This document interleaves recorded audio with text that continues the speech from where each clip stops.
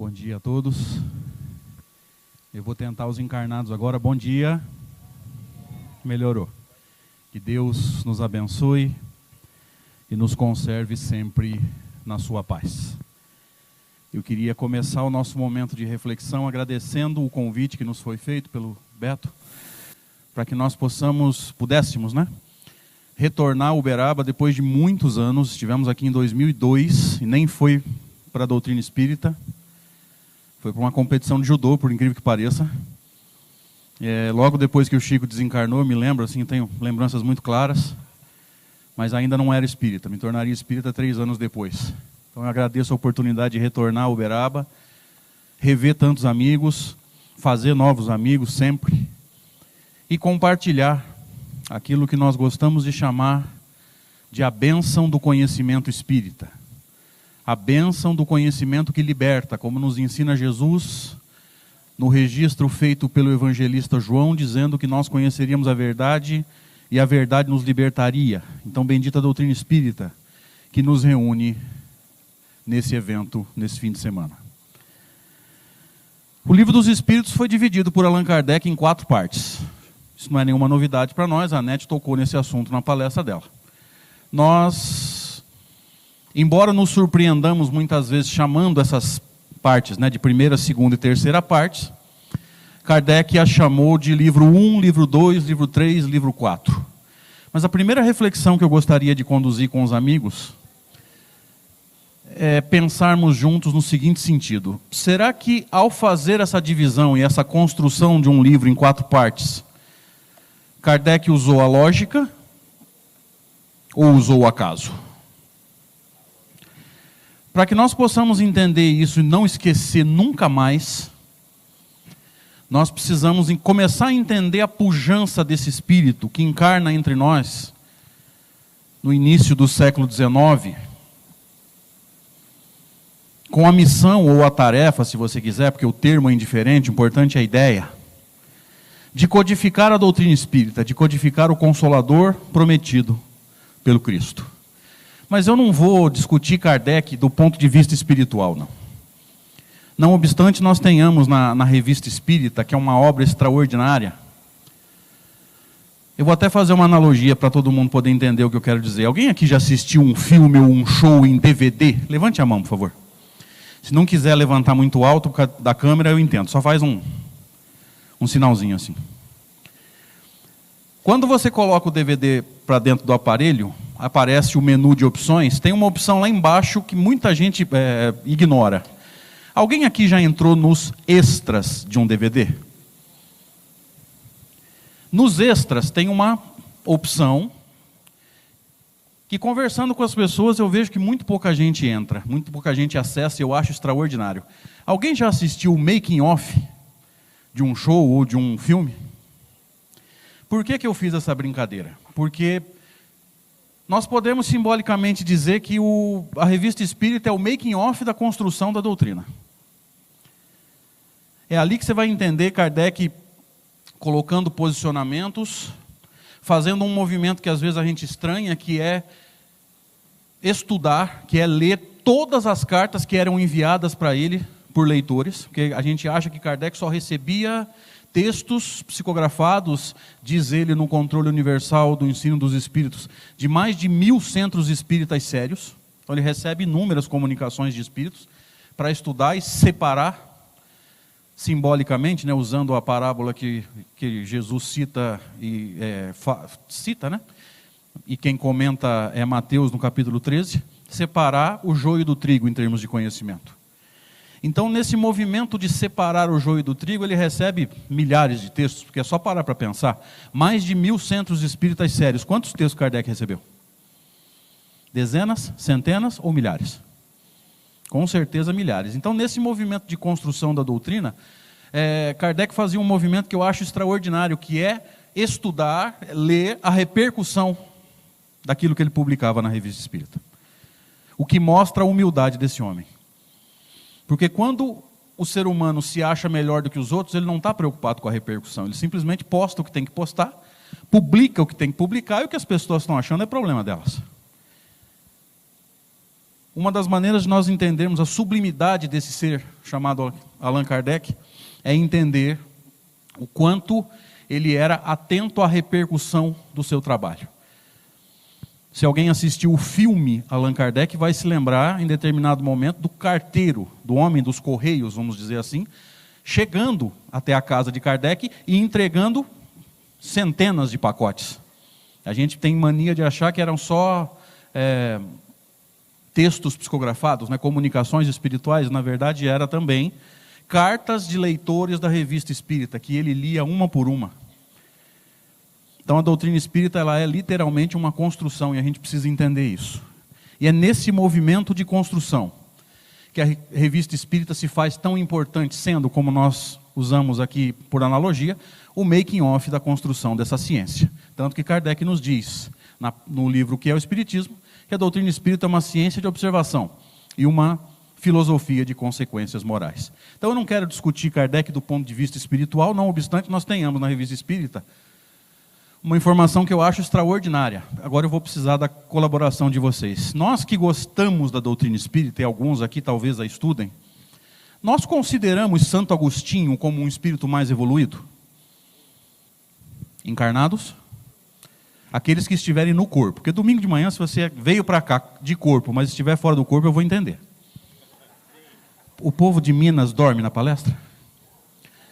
Os de São Paulo chegam a babar. Só que eles falam que não estão dormindo, eles falam que estão desdobrados. A desculpa é sempre a mesma, né, gente? Não muda, enfim, em qualquer estado do Brasil.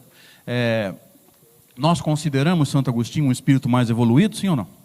Possivelmente um espírito superior da escala espírita. Entendendo, isso é muito importante da gente entender para poder estudar a escala espírita. Toda vez que você for ler esse texto de Kardec, que está entre os itens 100 e 113 de O Livro dos Espíritos, no livro 2, ou na segunda parte, leia todos esses termos que dão nomes às classes e às ordens, sempre como substantivo, nunca como adjetivos. Tá? Quando Kardec fala de puros, nas ordens, né? Primeira ordem, puros, segunda ordem, bons, terceira ordem, imperfeitos, aí ele vai lá dentro usar vários termos, impuros, levianos.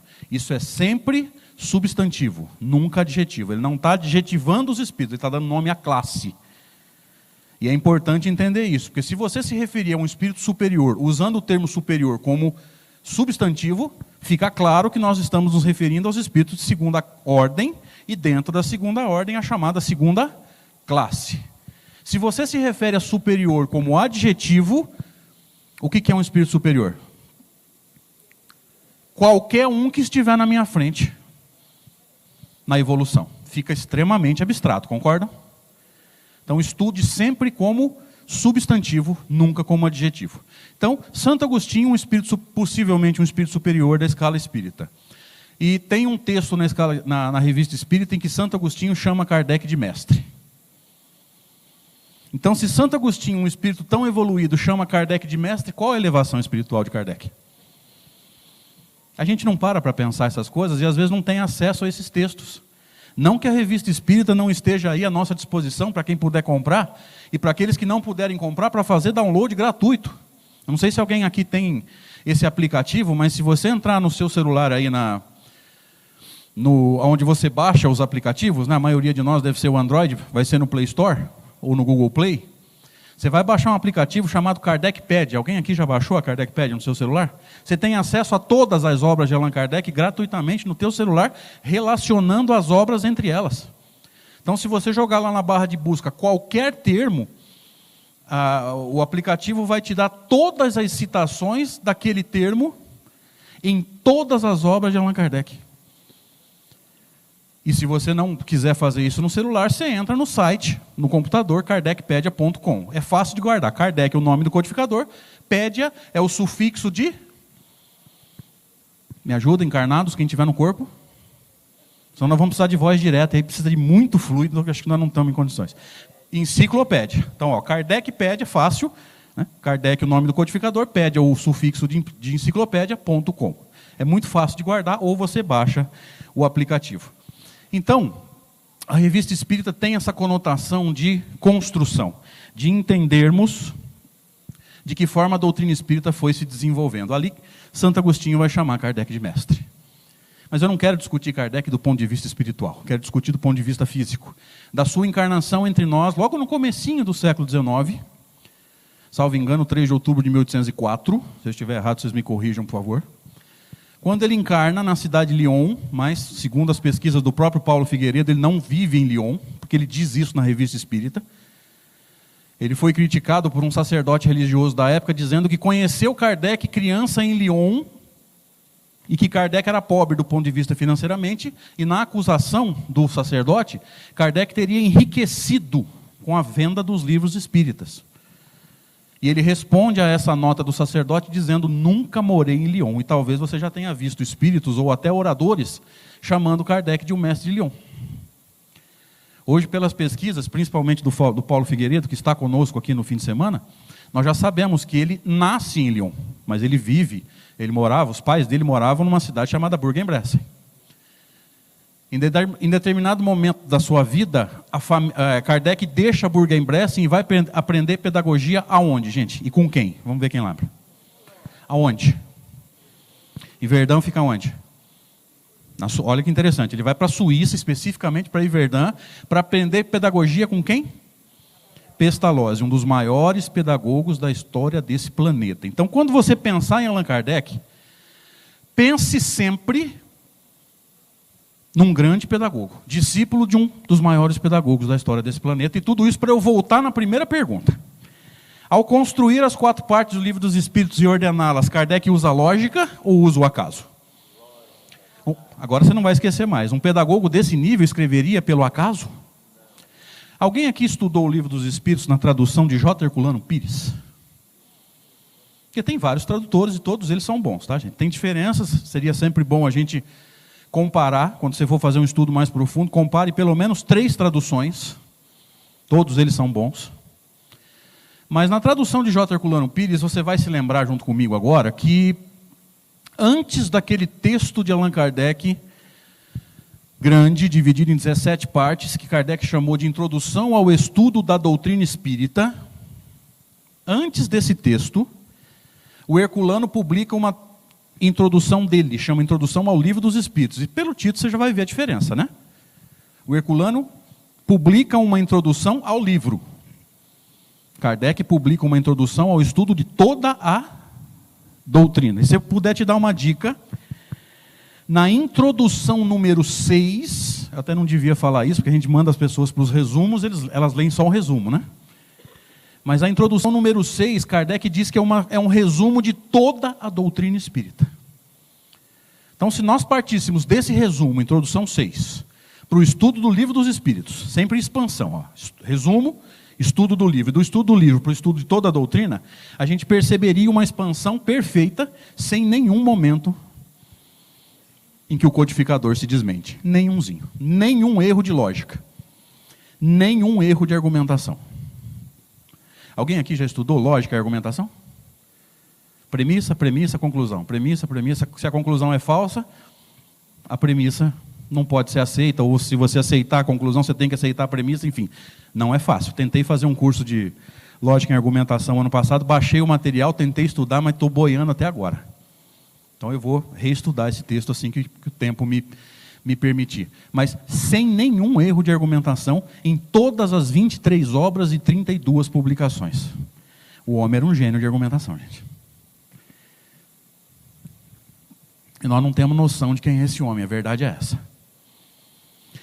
Então, quando nós pensamos em Kardec, nós pensamos em um grande pedagogo, um homem extremamente sábio, extremamente culto, que ao construir a doutrina espírita usa essa lógica, essa didática, é lógico, porque se ele estudou pedagogia com Pestalozzi e sabe muito de lógica e de pedagogia, ele usaria isso, né? E nem todo mundo sabe também que Allan Kardec, antes de assumir a missão ou a tarefa de codificar a doutrina espírita, tinha livros escritos. O senhor Hippolyte Léon Denis Rivail tinha vários livros escritos, livros de vendagem boa, e inclusive adotados por escolas de Paris.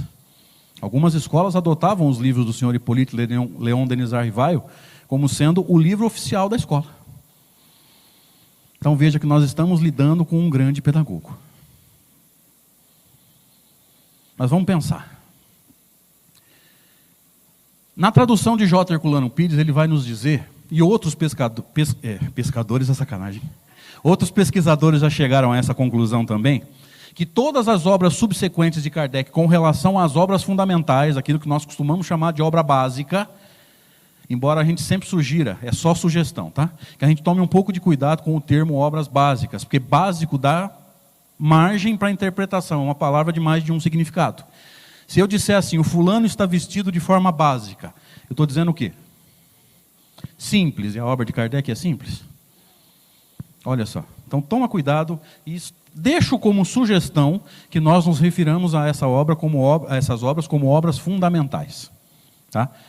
Diz Herculano Pires que todas as outras 4 obras fundamentais da doutrina espírita já estavam em germe no Livro dos Espíritos. E aí a gente vai fazer um estudo para entender. A primeira parte, o livro 1, vai falar sobre as causas primárias. Vai falar sobre Deus e o processo de criação.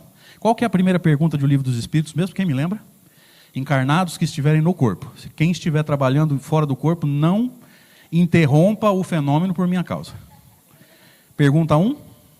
Olha que interessante. Ele começa pelo Criador e pelo processo de criação. Principalmente um raciocínio extraordinário, difícil, chamado Deus, Espírito e Matéria. Espírito com E minúsculo ainda, tá? Porque a partir da questão 76, começo da segunda parte, ou do livro 2, ele vai começar a usar espírito com E maiúsculo. O que significa espírito com E maiúsculo? Nós, encarnados ou desencarnados. Espírito com E minúsculo até a questão 75 é ideia, pensamento, é tudo aquilo que não é matéria. Então não procure referências ao espírito imortal, subentenda-se, nós, independente de encarnado ou desencarnado, no livro 1 até a questão 75. É da questão 76 para frente, no começo do livro 2, tá? Então Deus, Espírito e Matéria. Esse raciocínio é importantíssimo para você entender o livro em que o raciocínio do livro 1 foi expandido. Que livro é esse? Quem lembra? Boa, pode falar.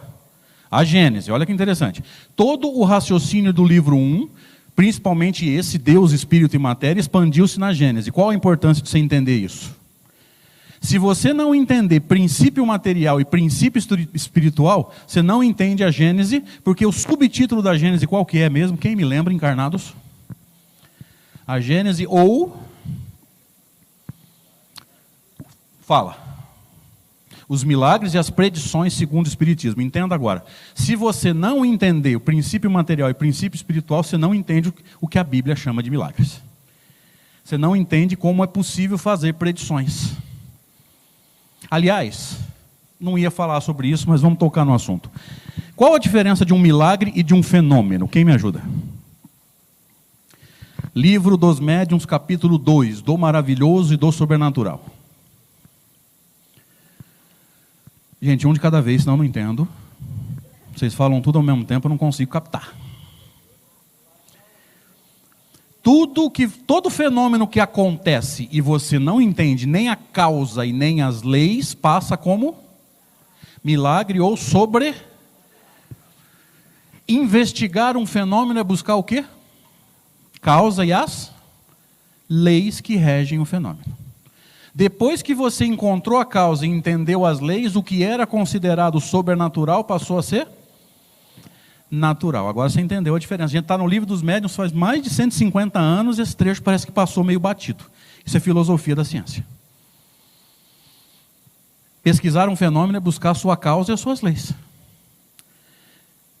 Olha só. Então, se você entende princípio material, princípio espiritual e entende as leis dos fenômenos, você vai conseguir entender a Gênese. Está claro o raciocínio, gente? Dá para acompanhar? Estou acordando alguém? Estou atrapalhando o desdobramento? Quer que baixe o volume? Então vamos continuar. O livro 2, que é quando Kardec vai falar sobre nós, espíritos imortais, independente de você que está me ouvindo, estar encarnado ou desencarnado, inclusive presente aqui ou pela internet. Eu cumprimento os amigos que nos acompanham pela Rede Amigo Espírita e os amigos que nos acompanham pela transmissão do Carlos da Fraternidade Sem Fronteiras. Tudo que você precisa saber sobre o espírito imortal, Livro dos Espíritos, livro 2. Como é que o espírito vive no plano espiritual? Tem um capítulo só para discutir isso, chama Vida Espírita. Vida espírita não é vida nossa, de espírito, dos espíritas seguidores da doutrina espírita. Aliás, é bom a gente entender esse detalhe. Por que Kardec, ao se referir à vida no plano espiritual, usou o termo vida espírita e não vida espiritual? Quem me ajuda? Encarnados no corpo. Isso, os encarnados agora, por favor. Livro dos Espíritos, introdução número 1. Olha como que é importante você pegar tudo que você conseguir entender do começo, porque senão lá na frente você se perde. Para coisas novas nós precisamos de palavras novas, assim exige a clareza de raciocínio e de comunicação. O termo espiritual e espiritualismo já tinha acepção própria, ele tinha que criar palavras novas. Para o lugar do termo espiritualismo, ele chamou a doutrina de... ele não usou o termo espiritualismo, porque a filosofia espiritualista já existia. Aliás, o Paulo Figueiredo tocou nesse assunto brilhantemente. Ele cria o termo espiritismo. E no lugar do termo espiritual, ele usa o termo espírita. E para nós, seguidores da doutrina, ficaria o termo espiritista. Mas ele vai dizer, se eu não me engano, no vocabulário do Livro dos Médiuns, que infelizmente essa sugestão não foi seguida, não foi aceita. E a gente acabou usando espiritual para o fenômeno e espírita para nós, seguidores. Mas a proposta de Kardec era outra. Mas não tem problema. Então, olha que interessante. No capítulo Vida Espírita, Kardec vai discutir tudo relativo à vida no plano espiritual. E às vezes a gente vê até conceitos errados. Eu vejo pessoas chamando Jesus de espírito errante. Espírito errante é um espírito que ainda não é puro. Então, do ponto de vista da necessidade de encarnação, a escala espírita muda. Porque toda a escala é relativa. Por que a escala é relativa? Porque ela depende do critério que você usou para classificar. Então, os critérios da escala espírita, diz Kardec no item 100. Quais são? O grau de perfeição atingido e as imperfeições ainda a vencer. Desse ponto de vista, puros, bons e imperfeitos. Do ponto de vista da necessidade de encarnação, puros e errantes. Então até os espíritos superiores são errantes, porque eles ainda encarnam. Olha só. Qualquer espírito que ainda precise, nem que seja de uma encarnação, para terminar o seu trabalho de purificação, é errante. Porque tem uma pergunta logo abaixo que diz, errante quer dizer espírito atrasado, imperfeito? Não. É apenas aquele espírito que ainda vai ter que reencarnar para se purificar. Portanto, ele não é puro. Tá? Claro? Me ajuda, encarnados? E se manifestem, porque eu estou com a luz na cara, não estou enxergando vocês. Né? Tá bem claro? Ok. Então vamos lá. Como é que o espírito vive no plano espiritual? Está lá no capítulo Vida Espírita. Primeiro item, por isso que eu falei dos espíritos errantes, né? Primeiro item, espíritos errantes. Tudo que você precisa saber, inclusive para a gente entender se algumas obras que nós estamos estudando têm diferença de Kardec. Eu já vou te adiantar. Tem. Tem sim. E aí o estudo profundo é necessário. Como é que o espírito vive no plano físico? Tem um capítulo só para isso. Como é que é o processo de vinda do plano espiritual para o plano físico? Nós costumamos chamar de encarnação. Tem um capítulo só para discutir isso. E mais, tem capítulo para discutir a lógica da reencarnação. Como é que é o retorno do plano físico para o plano espiritual? Tem capítulo só para discutir isso. E aliás, se você quiser entender o processo da desencarnação, vá ao livro Céu e Inferno. Segunda parte, primeiro capítulo, chama O Passamento. Por favor, leia com atenção, porque eu tenho um amigo meu que até hoje ele teima e fala que não é o passamento, é o pensamento. Tem que ler. Alguns tradutores traduziram como passagem. A maioria traduziu como passamento. Gente, ali está as leis que regem o processo da desencarnação, do desligamento do espírito do corpo, com relação ao corpo, evidentemente, através do fluido perispiritual. E muita coisa que a gente acredita cai se a gente fizer um estudo profundo desse texto. No estudo da mediunidade que eu fazia pela Rede Amigo Espírita, quando o autor, nós estudávamos o Estudando a Mediunidade do Peralva. Quando o Peralva chegou nesse capítulo, eu parei e estudei online com os seguidores, todo esse texto, todo esse capítulo. Nós ficamos acho que umas 5 aulas só para estudar esse capítulo. E muita coisa que a gente acredita aí cai. a gente precisa mergulhar nesses textos de Kardec, gente, porque ali estão as leis. E não se esqueça, aquilo ali não é da cabeça de Kardec, nem da cabeça de um espírito. A doutrina espírita é um todo coletivo. Tá? Então, como é que é o desligamento do espírito e o retorno ao plano espiritual? Tem um capítulo só para discutir isso. Como é que o espírito desencarnado atua no plano físico? Tem um capítulo só para discutir isso, chama da intervenção dos espíritos no mundo corpóreo. Como é que o encarnado atua no plano espiritual? Tem um capítulo só para discutir isso, chama da emancipação da alma. O que Kardec chama de emancipação, André Luiz chama de... Eu usei o termo de André Luiz agora há pouco. Porque como nós espíritas, pelo menos a grande maioria, é muito mais apegados aos termos de André Luiz e de Emmanuel do que nos de Kardec, eu uso o termo que todo mundo entende. Depois eu jogo de Kardec. Que termo que é que Kardec usou? Emancipação da alma. O espírito atuando no plano espiritual. Tudo que você precisa saber sobre o espírito imortal é ali que você busca. Livro dos Espíritos, livro 2. O raciocínio do livro 2, principalmente aquele capítulo da intervenção dos espíritos no mundo corpóreo, presta atenção que é fácil. Espírito intervindo no mundo corpóreo, esse raciocínio se amplia em qual obra fundamental? Isso é fácil. Pode falar. Livro dos Médiuns. Simples, né? Espírito atuando aqui. Mas, sugestão, não estuda só esse capítulo. Estuda todo o restante para você entender o que é um espírito imortal. Por que ele consegue se manifestar? Diz Kardec no livro dos Médiuns. Por causa do perispírito. A maioria das pessoas que não entende a intervenção dos espíritos no mundo corpóreo, espírito desencarnado atuando no plano físico, é porque acha que espírito é abstração. E ele não é abstração. E é esse corpo intermediário, entre aspas, tá, gente? Porque não é exatamente isso, mas para todo mundo entender. Em parte material e em parte espiritual, que possibilita que ele interaja com a matéria. Qual matéria? Qualquer uma. Livro dos Médiuns, segunda parte, primeiro capítulo. Se você entende que ele tem um corpo semimaterial com uma alta capacidade plástica, chama plasticidade do perispírito, você entende como que o espírito atua no plano físico. Então todo esse raciocínio, por isso que eu falei, não estude apenas esse capítulo da intervenção dos espíritos no mundo corpóreo. Estude todo o livro 2, aliás, todo o livro dos espíritos. Aliás, todas as obras fundamentais, para a gente ter um conhecimento... revistas espíritas. Então, quer dizer, não fica só nas obras fundamentais. Mas, principalmente, o raciocínio desse capítulo se expande no livro dos Médiuns. A terceira obra da codificação é fácil de entender. No livro 3, Kardec vai discutir as leis morais. 10 leis, ele até pergunta se ele podia dividir em 10, e os espíritos respondem, a divisão em 10 já foi feita por Moisés. Você pode dividir em quantas vocês quiserem, desde que vocês se entendam na vossa linguagem. E as leis morais se expandiram em qual livro? Esse é fácil. Isso, no Evangelho segundo o Espiritismo. Eu ia fazer até uma brincadeira, mas o Beto não deixou. O livro começa com E e termina com Evangelho. Mas aí o que o Beto faz? Quebra meu esquema. Não, você é intrometido, você.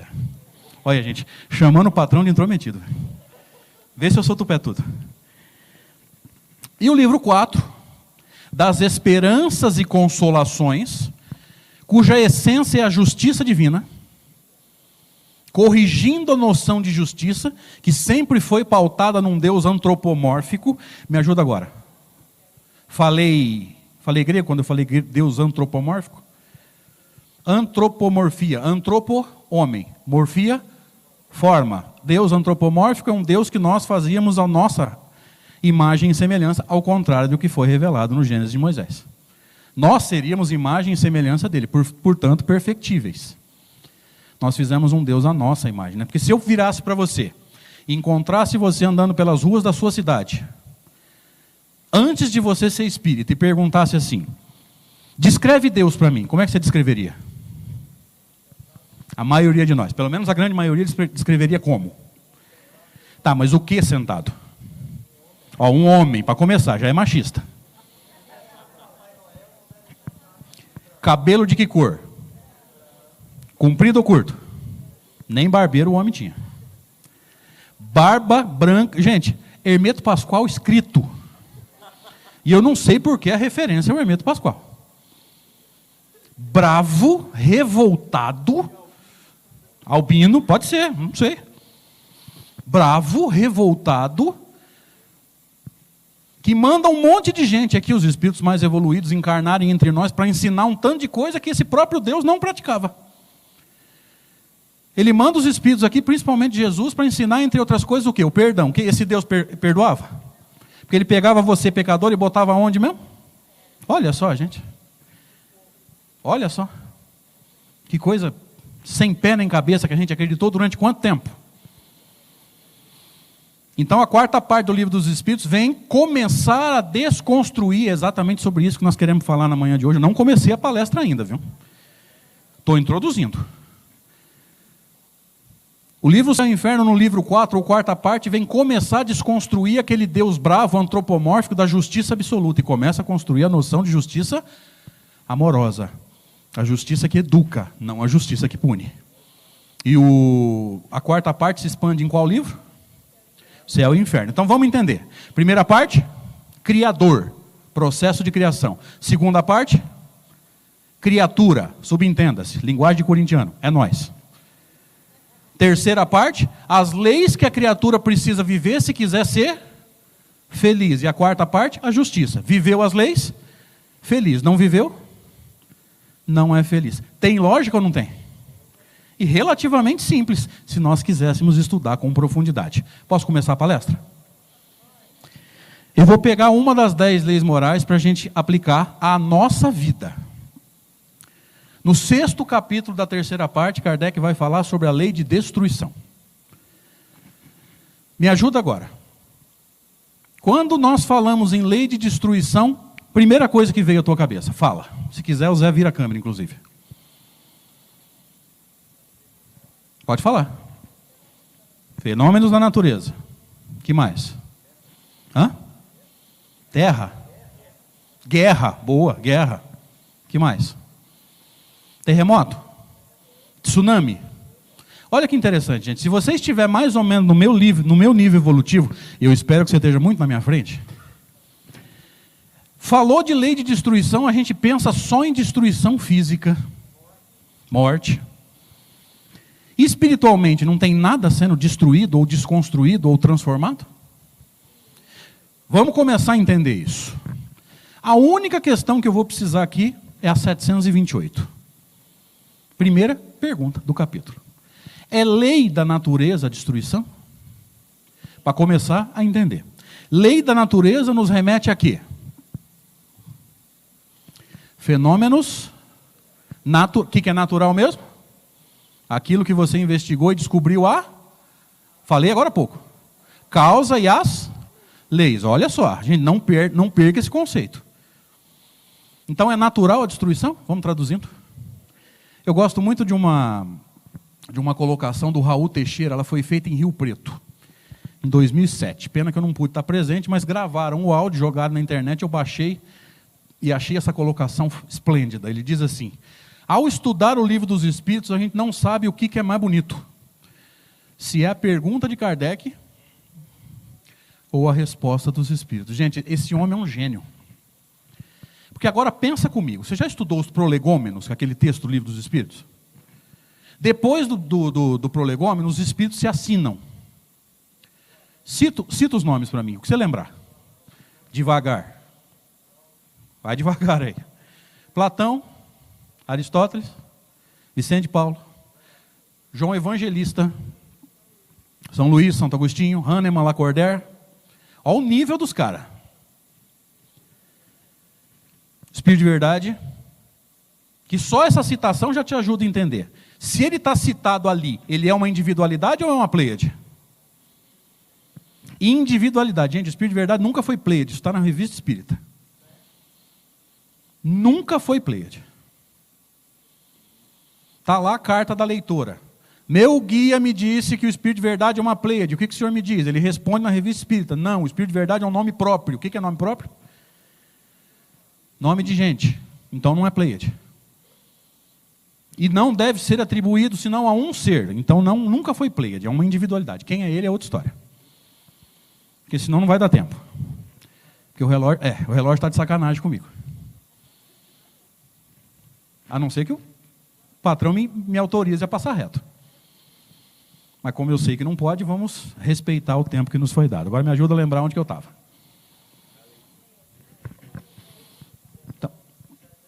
Isso. Com esse nível de espírito para responder, você concorda que quem vai fazer as perguntas tem que ser sábio? Que ele tem que explorar as individualidades que vão responder, gente. Não adianta qualquer um perguntar para espírito tão evoluído. Você tem que explorar. E muitas perguntas de Kardec eram propositivas. É extraordinário você pensar que se você tem tantos sábios para responder, você tem que ter um sábio para perguntar. Então, eu não sei o que é mais bonito, se é a pergunta de Kardec explorando os espíritos ou a sabedoria deles para responder. É lei da natureza da destruição? E os espíritos respondem: necessário é que tudo se destrua para renascer e se regenerar. Porque o que chamais de destruição não passa de uma transformação que tem por objetivo ou por fim a renovação e a melhoria dos seres vivos. Então veja, tem dois trechos aqui no mínimo que a gente poderia explorar muito. O primeiro é quando eles dizem assim: o que chamais de destruição não passa de uma... Lembra que eu brinquei com vocês assim, agora há pouco? Se você estiver mais ou menos no meu nível evolutivo, ao falar de destruição, o que a gente lembra? Só de destruição física, material. Os espíritos mais evoluídos, que sabem olhar o processo, eles não veem destruição, eles veem um processo de transformação. Gente, olha a profundidade disso. Daria um seminário de muitas horas aqui. Mas o termo que eu mais quero chamar a atenção, porque isso está acontecendo na nossa vida, a gente não percebeu, é o começo. Necessário é que tudo se destrua para renascer e se regenerar. Veja, quando ele coloca o termo para, ele está dizendo que o objetivo da destruição é o quê? Reconstrução. Então, se agora você entendeu que o processo de transformação passa pela desconstrução ou destruição. Esse é o primeiro ponto que precisa ficar muito claro. O objetivo nunca foi destruir, o objetivo é transformar, e para transformar você precisa começar destruindo. Quer entender a lei de destruição? Por favor, alguém aqui já reformou a sua casa? Levante a mão. Quando você reformou a sua casa, o que você fez primeiro? Pintou parede? Você começou pintando parede? Só se a reforma aqui em Minas for diferente de São Paulo. Primeiro quebra. Agora me ajuda. O que você quebra? Dinamite na casa inteira? Então, se você não quebra a casa inteira, me ajuda a pensar: Jesus vai destruir o planeta? Você está vendo o absurdo disso? Se você e eu fazemos todos os nossos esforços para não haver desperdício, você acha que um espírito puro desperdiça? Destruir o planeta, como muita gente tem medo, inclusive no movimento espírita, que eu não me conformo. Destruir o planeta é desperdício. Isso aqui é lindo. Culpa nunca foi do planeta, a culpa é dos habitantes. Faz isso não. Não bajula imperfeito não, filho. É enfeitar pavão. A culpa nunca foi do planeta. Gente, isso é profundo. Então o objetivo da destruição é a reconstrução. Mas quando ele diz: necessário é que tudo se destrua para renascer, ele está te dando um movimento, ele está te dando uma dinâmica. Primeiro você desconstrói para depois, que é o caso da reforma que nós usamos como metáfora. Está claro até aqui? Ok. Isso está acontecendo no planeta? Como é que nós espíritas costumamos chamar esse movimento? Vou dar uma dica. O termo do movimento. Kardec só usou esse termo uma vez lá no último texto da codificação ou das obras fundamentais, chama Nova Geração. Mas a maioria de nós usa esse termo. Tinha até um programa de televisão no domingo, depois do almoço, com esse nome. Que ninguém assistia, porque depois do almoço no domingo, alguém fica no corpo? Fala a verdade. Só se assistir em desdobramento. Transição planetária. Olha só. Quanta coisa está sendo desconstruída no planeta? E eu não estou falando de desconstrução física. Quantos valores? Agora há pouco foi feita uma palestra aqui sobre isso, gente. Preconceito tem que ser desconstruído. Está vendo como que tem aspectos morais e está acontecendo na nossa vida, a gente não está percebendo. A gente está preocupado com o quê? Com a destruição física. Estou com medo de pegar um avião, o avião cair, meu filho. Vai matar só o corpo, fica tranquilo. Máximo que pode acontecer é você desencarnar. Não tem nada que te afete como espírito imortal, a menos que você dê permissão. A gente precisa começar a pensar como espíritas. Começar a pensar como espíritos imortais. Mas se der tempo, eu entro nisso depois. Quantos ditadores caíram? Vou chutar, de 30 anos para cá. Alguém te avisou que Saddam Hussein não existe mais no plano físico? Osama Bin Laden. Alguém te avisou que o muro de Berlim caiu? Resquício do quê? Segunda Guerra. Olha só. Você pode me dizer que o planeta não está mudando? Alguém tem coragem de dizer isso? Está mudando ou não está? Qual que é o problema aí? Ele não está mudando do jeito que a gente quer. Graças a Deus, porque espírito imperfeito ficaria pior do que está.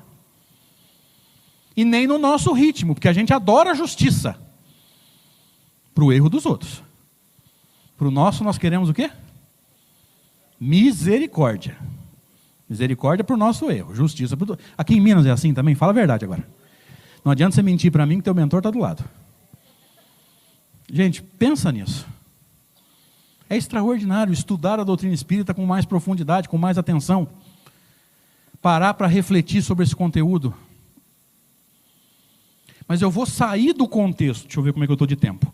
Vou sair do contexto planetário e vou para a tua vida. E para a minha também. Tudo que você e eu fazemos na vida, a gente faz pautado em quê? Ou faz por quê? O que nos move? De uma forma geral, claro, estou generalizando. De uma forma geral, tudo que nós fazemos na vida está pautado nas nossas crenças, nos nossos valores morais e nos nossos objetivos de vida. É mais ou menos isso? Me ajuda. Alguma coisa pode até sair, mas no geral é isso. Então vamos para a lei de destruição. Quantas crenças você desconstruiu para estar aqui hoje? Talvez você tenha acreditado durante muito tempo que espiritismo é coisa do demônio. Se você acreditasse nisso, você estaria aqui? Mas já acreditou? Levanta a mão. Disfarçado. Disfarça porque tem câmera. Senão você vai para a internet. Planeta todo. Vendo que você era preconceituoso. Ou preconceituosa. Olha só. Alguém aqui, antes de ser espírita, ou mesmo no começo da sua jornada pelo movimento espírita, acreditava que o bonzinho ia para o céu e o malvadinho ia para o inferno? Fala a verdade. Olha só. Estamos desconstruindo a crença de céu e inferno, sim ou não? Vou fazer uma correção, porque a maioria de nós está desconstruindo a crença no inferno, porque ela não interessa para nós. Não, inferno dói, sofrimento eterno dói. Mas eu tenho a impressão que se a gente vasculhasse lá no inconsciente, o céu nós temos esperança ainda, fala a verdade. Eu vou ser bonzinho porque eu quero ir para o céu. O que tem para fazer lá? Praticamente nada. Olha que coisa útil que a gente quer fazer depois da desencarnação. Cantar hosanas de louvor e tocar harpa. Por isso que evento espírita dá pouca gente, porque tem por aí ensinam para você que quando você desencarnar, você vai para o céu tocar harpa e cantar. E aí você vem para o centro espírita, o que você escuta? Quanto mais você evolui, mais você trabalha. O povo não vem mesmo. Quando eu entro numa casa espírita que tem poucos encarnados, isso não me surpreende mais faz tempo. Que aqui não tem ou não deveria ter proselitismo. Ai de nós se nós estivermos dizendo para as pessoas que ao botar o pé na casa espírita você já está salvo. Pelo contrário, você começa a se salvar. Mudando de opinião. Transformando, desconstruindo crenças, valores. Quantos objetivos de vida você tinha e não tem mais? Porque ao estudar a doutrina espírita e se conhecer, o que você percebeu? Que eram objetivos puramente o quê? Materiais. Você conhece alguém aqui em Minas que sempre viveu para o fim de semana? Trabalhava a semana inteira pensando assim, que festa que eu vou? E em cidades maiores vocês têm opção, hein, gente? Fala a verdade. E aí a gente vai percebendo, meu Deus do céu, eu estou gastando meu dinheiro para acabar comigo mesmo, pelo menos fisicamente. Para coisas que estão me matando fisicamente. E espiritualmente estão me mantendo focado numa coisa que vai me manter no sofrimento. Você conhece alguém que vive para o carro? Que em Minas tem isso? Ele lava 3 vezes por semana, não precisa nem estar sujo, né? E se ele não desconstruir esse apego excessivo ao carro, ele vai desencarnar e vai ficar onde? Olha que erraticidade agradável, gente. Dentro de um carro, gritando no ouvido do motorista, breca! E se o cara não for médium, ele não ouve. Olha que erraticidade agradável nós estamos plantando para nós mesmos.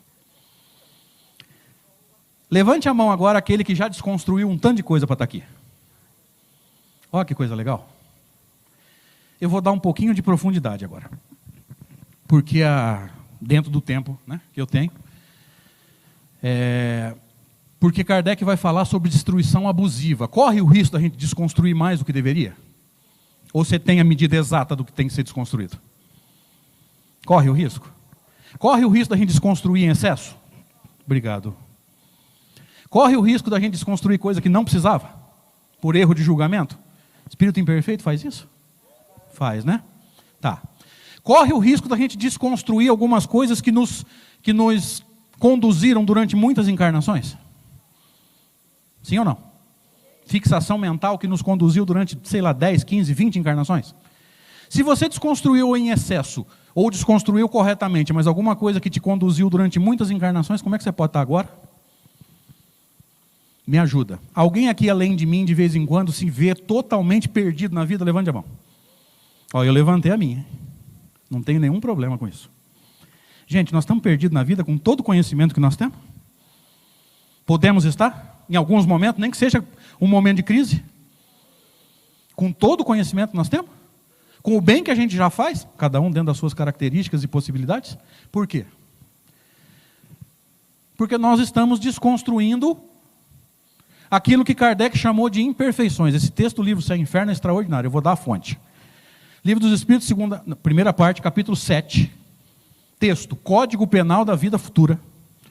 O item 33, que é um resumo dos 32 anteriores, que eu acho extraordinário esse movimento, é um movimento bem de pedagogo mesmo.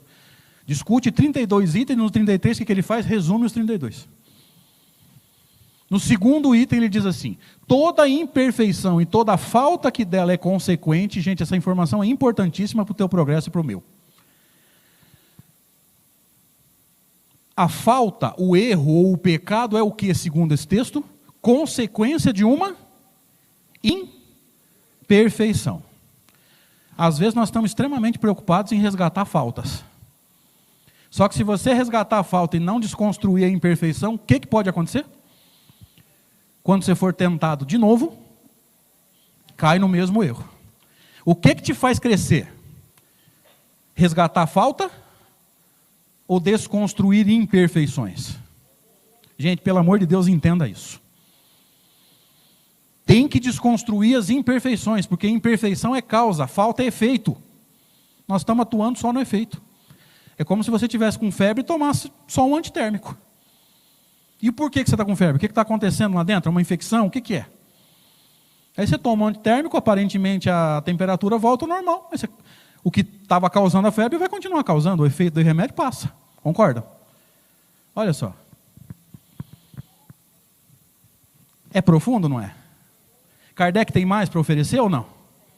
É a gente que não está estudando. Nesses momentos, só mais um fatorzinho. Além de vez em quando se ver meio perdido. Alguém aqui de vez em quando se vê em crise existencial? Levante a mão. Se não quiser aparecer na internet, disfarça. Crise existencial, gente, com tudo que nós sabemos e fazemos já? Nesses momentos, mais um pouquinho de profundidade. Nesses momentos de crise existencial, há o risco de depressão? Alguém aqui acha que está totalmente imune à depressão? Levante a mão, por favor. Não levantei, não. Cada um aqui já se conhece um pouquinho. A gente sabe se está em risco ou não. Então a depressão pode ser simplesmente a falta de objetivo na vida? Será que não? Se você levanta de manhã e não tem nada para pensar, você não corre o risco de estar em depressão? Eu acho possível. Sabe por que eu digo isso? Deixando claro, opinião pessoal. Sabe por que eu digo isso? Porque nós espíritas associamos o tempo todo depressão com obsessão. Gente, toma cuidado. Se você fizer isso, você vai fazer o mesmo movimento milenar de botar a culpa nos outros. Porque antigamente era do demônio, agora é de quem? Gente, só mudou o nome. Cuidado, uma pessoa que não tem objetivos na vida, que vai, como diz Zeca Pagodinho, deixando a vida levar, vivendo por viver, uma hora ela entra em depressão por causa do tédio. Eu acho possível, sim. Então, ter objetivos na vida pode nos ajudar a evitar a depressão?